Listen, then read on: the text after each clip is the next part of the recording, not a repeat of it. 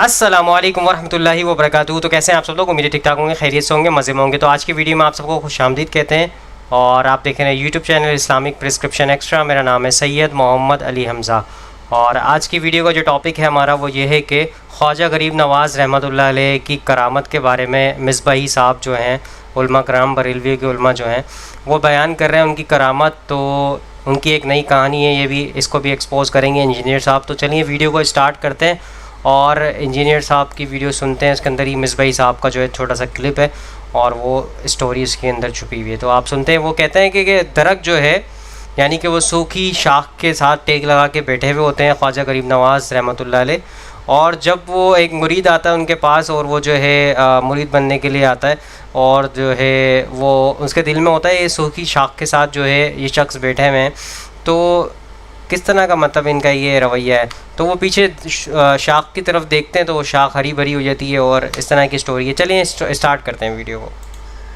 ये उस उम्मत की हालत है कि जिसका इमामुल मुवहिदीन है सल्लल्लाहु अलैहि वसल्लम, जिसकी तौहीद के बारे में इतनी सेंसिटिविटी है बिल्कुल कि किसी और शख्सियत की ऐसी सेंसिटिविटी नहीं है। सही अंदाजा करें इन लोगों का, यानी ज़हन की पस्ती का लेवल, हालत देखें इनकी।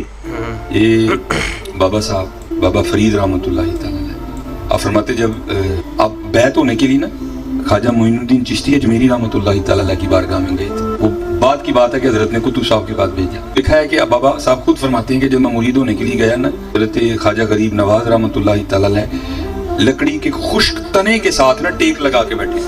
तो कहते हैं जब अल्लाह वालों की बारगाह में जाओ तो दिलों को कंट्रोल में रखो, ये दिलों के जासूस होते हैं। कहते हैं जब उनकी खिदमत में गए ना, दिल में ख्याल आया ले भाई चंगावल ही लकड़ ना टेक लावे तो लकड़ खुश्क रहे।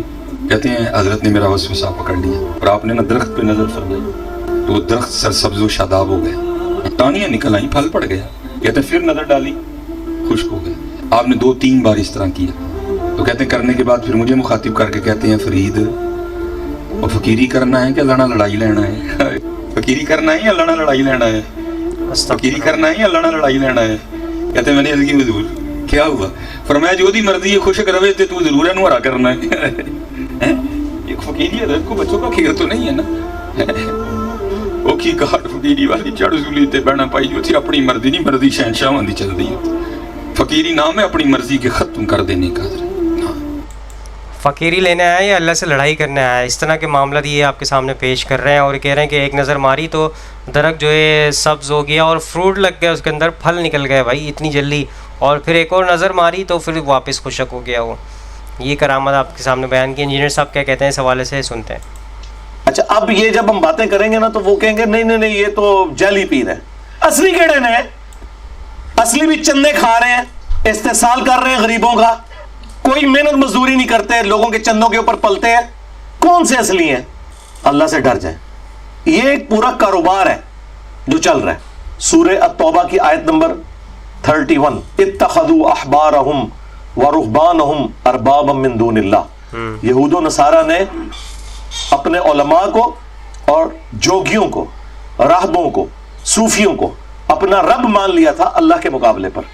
बिल्कुल सही। और इसी आयत के कॉन्टेक्स्ट में एक हदीस है जामिया तिरमिज़ी के अंदर जो शाह वलीउल्लाह देलवी ने हुज्जतुल्लाह अल बालिगा में तकलीद के खिलाफ कोट की है। अदी इब्न हातिम रज़ियल्लाहु ताला अन्हु मुसलमान हुए, जो मशहूर फैयाज हातिम ताई के बेटे थे, पहले नसरानी थे। तो कहने लगे या रसूलल्लाह कुरान में एक आयत ऐसी है जो मुझे खटकती है, मुझे उसका फहम समझ नहीं आया क्योंकि मैं खुद नसरानी था, हमने तो कभी अपने उलमा और बुजुर्गों की प्रस्तिश नहीं की थी।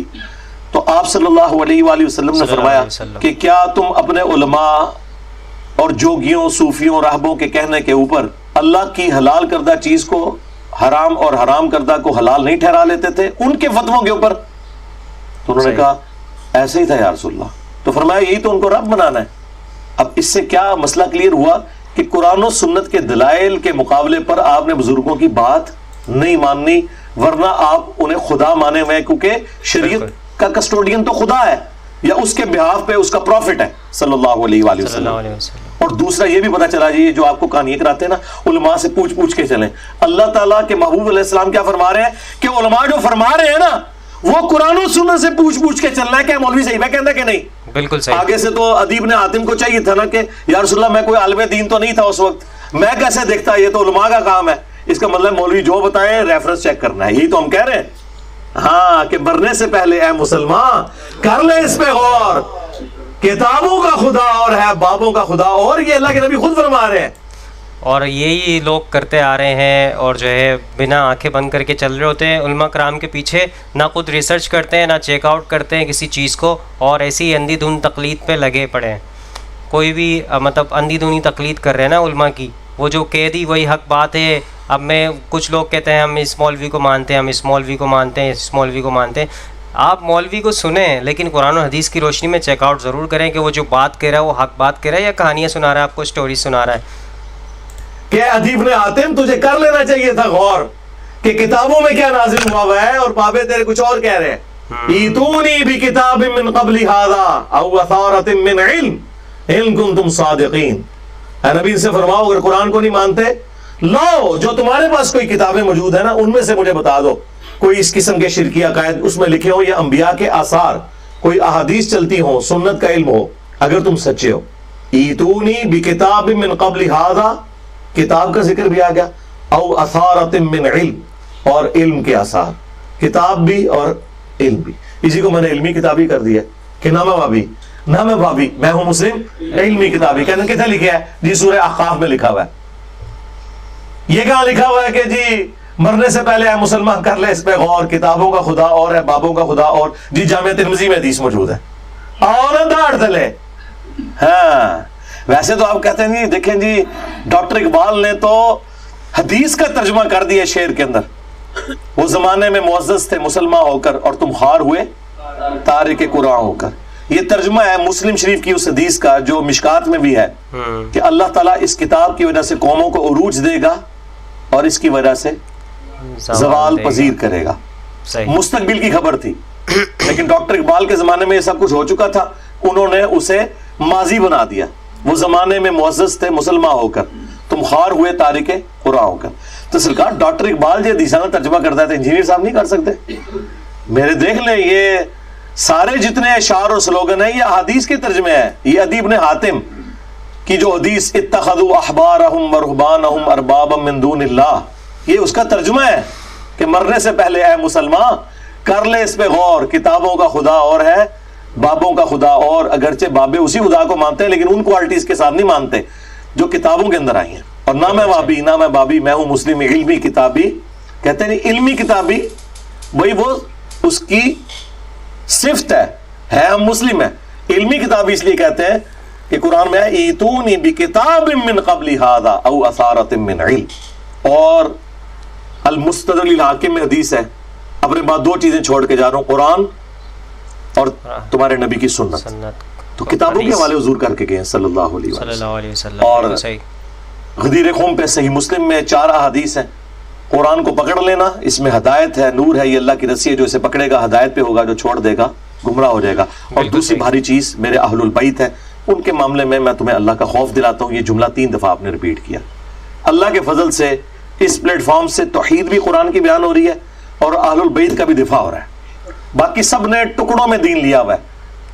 कुल्लु हिज़्बिम बिमा लदैहिम फरिहून, हर फिरका खुश है जो उसने टुकड़े का दीन लिया हुआ है। यहाँ पे टोटलिटी में दीन बयान हो रहा है।